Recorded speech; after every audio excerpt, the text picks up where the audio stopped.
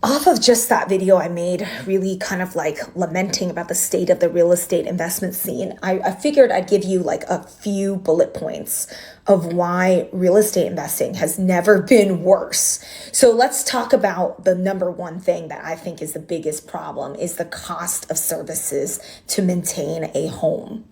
If you don't want to physically work on the property every single minute of the day and you have like a day job and real estate is just like a side hustle, you really are not going to have the time and energy and money to pay for all of this stuff unless you have a high paying 9 to 5 job. Because what happened is so many people in my generation decided to go for office jobs that we don't have enough plumbers, we don't have enough electricians, all the trades, the salaries went up massively.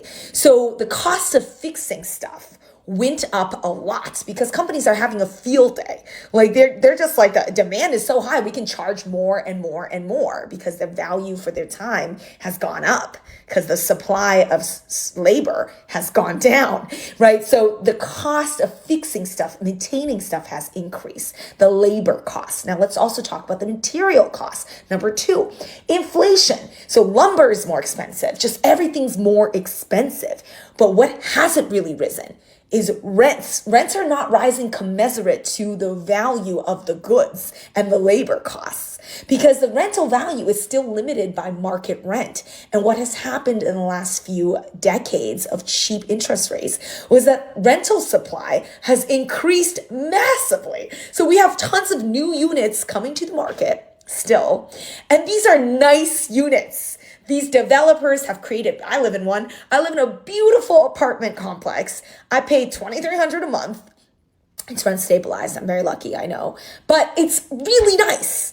There's no way a Joe Schmo landlord down the street in Astoria could get me to live in their house. All the good tenants want to live in these fancy buildings and they can qualify to live in these fancy buildings. All the rich tenants that have good jobs, that have high credit scores, that pay on time, they have a plethora of housing options. They could buy their own. They could rent in these beautiful condo complexes and apartment buildings. Why would they live in your dinky pre-war? Do you see what I mean? All the small landlords are getting squeezed. Lastly, and the worst, is government policy is moving towards pushing the onus of providing housing to the private sector. They're not going after the big developers because the big developers have such high profit margins and strong offerings in so many units that they can afford to give away affordable housing. But if you're a small landlord, you can't take the hit the big developers can take. So the government policy is moving against small mom and pop landlords. It's a bad time.